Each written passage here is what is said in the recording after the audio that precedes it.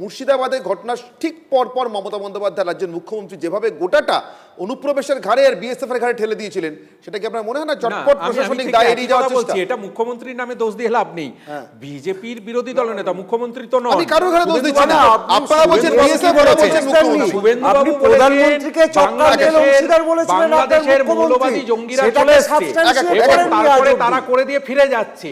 সেখানে ভেবে দেখতে হবে যে সেই ঘটনার আগের রাত্রে নিশ্চিতভাবে তথ্য আছে, প্রশাসনিকভাবে দেওয়া হবে, সেই ঘটনার আগের রাত্রে কোথাও বিজেপি আর এস এর সঙ্গে ওই জঙ্গিদের মিটিং হয়ে যায়নি তো গোপন?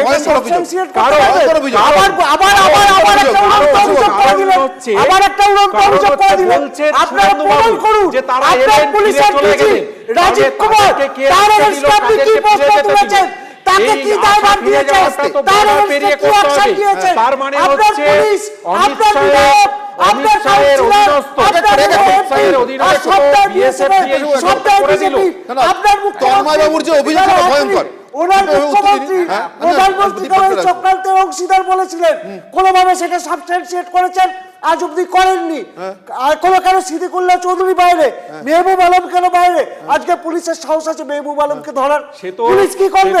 পুলিশ তো এখন চালায় ডাকবাবুরা, যিনি আমাদের দেশের গর্ব।